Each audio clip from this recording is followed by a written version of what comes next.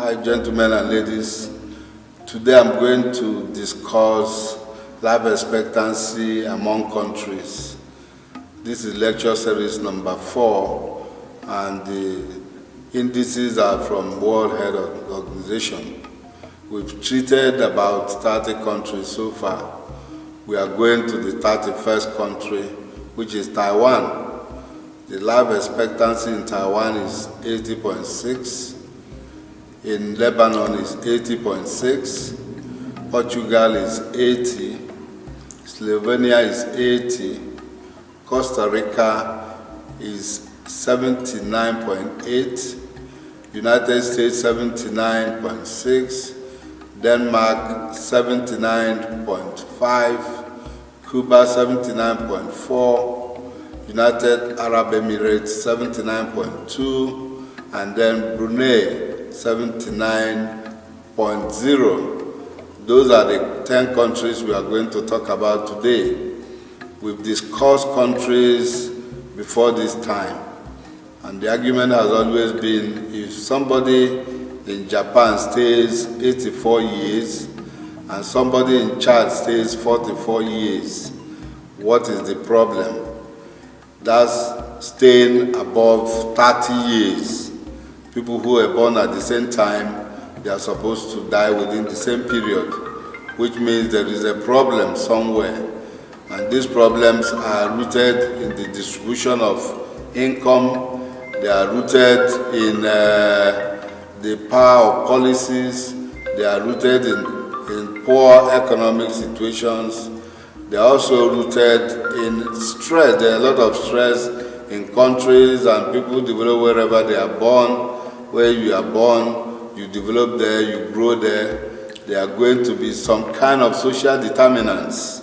Those social determinants are where I'm trying to emphasize that governments of different countries should look at the indices and be able to work on some of these things. Why should healthcare depend on race? Why should healthcare depend on disparity between one gender and the other? These are things they need to look at. A kind of social exclusion. Why should only the wealthy be healthy and then the poor ones will continue to die as fast as possible?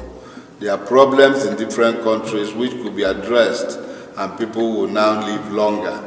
But the major problem is stress. Stress can put you off. Stress can cause a lot of diseases. Stress transforms into chronic diseases all over the world. And these are things we ought to look at and be able to nip in the bud.